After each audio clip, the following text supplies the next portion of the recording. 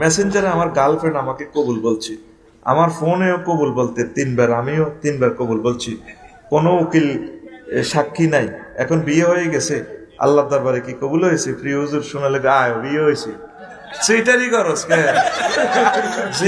জিনো হইব। তোরা এই সমস্ত সোরা বিয়ে করতে গেছে গে, বিয়া সাক্ষী লিখবো, কাবিন হইতে হইব। খবরদার হুজুর, আমি একজন ব্যবসায়ী, আমি একজনকে পছন্দ করি, তাকে বিয়ে করতে চাই, মেয়ের অভিভাবক রাজি, কিন্তু আমার অভিভাবক রাজি না, এখন আমার করণীয় কি? তুই ব্যবসায়ী হইলে তো তোর পরিবার রাজি হওয়া শর্ত না, বুড়িগারে দাওয়াত দিয়ে দিবি, আব্বা আপনার দাওয়াত, কনারে হুদ এলে গরু জব করি না, তুই বিয়ে করিয়ে বুড়িগারে সিস্টেম করে রাজি করা আলা, তুই যেহেতু বিয়ে করা তোর তৌফিক আছে, ঠিক কিনা? আবার ব্যবসার ফোনজি যদি বুড়িগার হয় তাহলে তোর বিয়ে যায় যেত, তুই বুড়িগার দোয়ানের কর্মচারী। কেমন? আমি আমার মামাতো বোনকে ভালোবাসি, এখন আমরা বিয়ে করতে চাই, আপনি আমার পরিবারের উদ্দেশ্যে কিছু বলেন, আপনার পরিবারকে বুঝান, পরিবারের সম্মতিতে বিয়ে হবে, নিজে নিজে করতে পারবেন না। আমার বয়স 18, বাংলাদেশের আইন অনুযায়ী আমার বিয়ের বয়স হয়ে গেছে, এখন আমার পরিবারকে বিয়ের কথা কিভাবে বলবো? তুই 18 হইলে গেছে, তোর চাকরি বাকরি আছে, থাস আব্বার করো, বাগলা খুলি এলে বুড়ি এডি খুললে কিছু কাজ কর, দেশ উন্নয়নে অবদান রাখ। আমাদের এলাকার প্রায় 90% যুবকের বিয়ের বয়স পার হয়ে গেছে, আমাদের পরিবার থেকে বিয়ের কোনো আলোচনা হয় না। এখন আমাদের পরিবারের উদ্দেশ্যে কিছু বলেন। ইতি আপনার প্রিয় যুবকরা শিমুল, শাকিল, রুবেল, সাইমন, তানবীর, ফরাদ, নয়ন, নাহিদ। এখন বুড়িগা করে আমি কইতেছি, যদি হাতে যেহেতু চাকরি নাই, মাস্টার ডিগ্রি পাস করছে, এখন শাকিল না, নাহিদ যা, সাইমন না, তানবীর গা আস্তে আস্তে হুন্ডা অ্যাক্সিডেন্ট করলে বুড়িগা হেতাল্লাই কত যাইব? হুন্ডা অ্যাক্সিডেন্টে 30 লাখ, কত লাখ? আর আমরা তো কাজের মহিলা দুগা আছে, তো শাকিলেরই বিয়ে করলে হে মেয়েগা খাই দোয়া করবো, হুতো কত চিনাবে বিচারের থেকে পাইসবো, কিতা করবে? হোলার ফ্যান্ড হারা গুন্ডামি করে, এতে হুন্ডা চালায়, হাতে বিয়ে করালাম, এ জায়গা জমি কোটি কোটি টাকা কাল্লাই হুতের লাইন, তো হুতের বিয়ে করালাম, তবু তাদেরকে খারাপ কাজ থেকে বাঁচা। তবে তোমরা দেশকে স্বাবলম্বী না করে বিয়ে করিও না, দেশের জন্য তোমরা বোঝা হবা, একদিন তোমরা যুবকেরা বুঝবে। আচ্ছা, একজন বক্তা কথা কাফের ফতুয়া দেয়, তার কাফের ফতুয়া দেয় ওটা কত যুক্তিযুক্ত? কোনো মুসলমানকে কাফের ফতুয়া দেওয়া যায় না, বুঝছেন?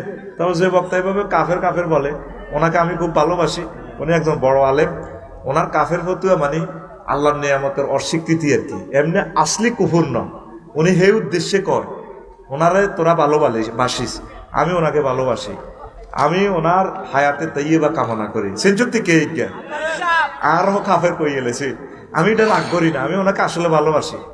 আমাদের বক্তাদের মাঝে জানি একজন বক্তা, দুর্ভাগ্য উনিও ভোটের পক্ষে ফতুয়া দিছি, বিবেক কোথায় থাকে ওনার, আমি এটাই বুঝি না, কেমনে এত নষ্ট হয়ে যায় আর ভাইটা কইতে না। দোয়া কর আল্লাহ আমার ওই বক্তাটারে দিনের জন্য কবুল করো, অনেক কিছুদিন আগে বলছে গণতন্ত্র জায়েজ নাই, আচ্ছা বুঝলাম জায়েজ নাই, তো ভোটও তো জায়েজ নাই, না ভোটারলে কন কা ভাই, না ভোটারলে কইলে ঠিক আছে 29 সালে নির্বাচন হইব, কোন নির্বাচনের দরকার নাই, ঠিক নেই? নির্বাচন যদিও ভোট দিতে হইব, এটা আপনার বিবেকের কাছে দাবি। ওদের একজন বক্তা বছরে যতটা মাহফিল করেন, একজন মাইক ম্যান তার চেয়ে বেশি মাহফিল শোনে, কিন্তু যখন বলি ভাই আসেন নামাজ পড়ি, তখন তারা বলে ভাই ফ্যান ভালো না, এই জন্য তাকে দিনের পথে ফিরিয়ে আনতে আমাদের কি করণীয়? এত গো ও এটা আসে এরা অলমাইতে আসা আর কাল আছে, তারা নামাজ পড়বে ইনশাল্লাহ, আমিন কও। ফেসবুক পোস্ট মিস হলে আফসোস করি, নামাজ মিস হলে কেন আফসোস করি না? নামাজ মিস করা যাবে না। আল্লাহ আল্লাহ আল্লাহ আউয়ালু মা ইউহাসাবু বিহিল আবদু ইয়াউমাল কিয়ামা আস-সালাত, ব্যক্তি থেকে কিয়ামতের মাঠে প্রথম প্রশ্ন করা হবে নামাজ। রাজ ওকে প্রশ্ন দিছে, একে মাইয়ারা দিছে, একে প্রশ্ন আরো দেননি। আপনার কাছে অনেক যুবকরা প্রশ্ন দেয়, আমি আপনার একজন যুবতী ভক্ত, আমার নামও তো কইলেছি না, এটা কোন যাইত না, আমি একজনকে ভালোবাসি, এখন আমার পরিবার থেকে তার সাথে বিয়ে দিচ্ছে না, এখন আমাদের ইসলামের নির্দেশনা রয়েছে যে যাকে পছন্দ করে তাকে বিয়ে করার জন্য, এখন আমি কি তার সাথে ফালিয়ে যাব, আমার করণীয় কি, আপনি তা নিয়ে কিছু বলুন। আমার প্রিয় বোন তার নামও বলেছে, অনলাইন টেলিভিশন, আমি তার নামটা বললাম না। হ্যাঁ আমার প্রিয় বোন, আপনি যদি পূর্ণ বালেগা হন, আপনি আপনার ডিসিশন নিতে পারেন, তবে ফালিয়ে বিয়ে করা যাবে না। আপনি আব্বা আম্মাকে বলবেন, আব্বা আম্মা শোনেন, আমি এখানে চয়েস করেছি, আপনারা আমাকে সেখানে বিয়ে দেন, অলির অনুমতি লাগবে, বুঝছেন। যদি বেশি বাড়াবাড়ি করে, বলে পাত্র দেখো কাম হইতো না, আমি বিয়ে বইতাম না, সিস্টেমে তা করে দলে লই আনবেন, তবে বেশি বেয়াদবি করণ যাইতো না। ওরা আন্নের মাইয়াকে ম্যাজিস্ট্রেট হইব, কিন্তু মাইয়া যদি কয় যে আব্বু আমি রিক্সাওয়ালার লগে চলে যাব, তখন এই শাস্তি কিন্তু আপনিও পাইবেন। এই জন্য প্রিয় বোন, আব্বা আম্মাকে আপনি বেজার করা যাবে না। নবীজি এর জন্য থ্রেড দিয়েছেন, ফানিকা হুয়া বাতিল, ফানিকা হুয়া বাতিল, ফানিকা হুয়া বাতিল। এই সমস্ত বিয়ে বাতিল হবে। তবে যারা আপনারা অভিভাবক আছেন, যেহেতু মেয়ে বালেগা, তার এখানে ডিসিশন নেওয়ার সুযোগ ইসলামে দিয়েছে।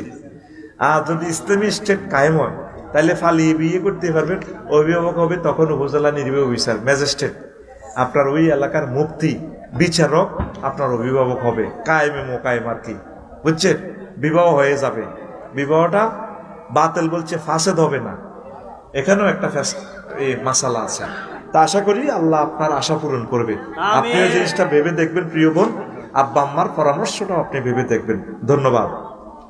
এর প্রশ্নটা সিরিয়াল আন লাগবো, হিতি নাম লেই হ্যাঁ, নতুন নাম দিত, এবার ব্যাগ তোরা লাইন বেরবি, তবে আফা হেতের লাইকে আর না গল, হ্যাঁ আর আইলাবি কোন প্রশ্নটা সিরিয়াল আইলাম তো করে লইতে আসি বিপদে। ডাকা আরে প্রশ্ন দিছে, কজুর পরিমণি আরে কিতা রুমিন ফারানা যদি আপনার বিয়ে করতে চায়, প্রশ্ন দেখ সত্যি এবার আয় কই আগে শাক করবার লাই প্রস্তাব দেখ, ঘরে জবাব দিব। এটি হলো সিটিং বাজি প্রশ্ন। আমি একজন সিনিয়র আফুকে ভালোবাসি, মেয়েটাও আমাকে ভালোবাসে, আমি মেয়েটাকে বিয়ে করতে চাই, কিন্তু আমার মা রাজি হয় না। হুজুর আমার মাকে রাজি করে দেন। মা শর্ত না, তোর আব্বা রাজি হয়েছিল সারি যাব, এটা অসুবিধা নেই। বয়সে সিনিয়র জুনিয়র এটা ইসলামে কোনো বিধান না।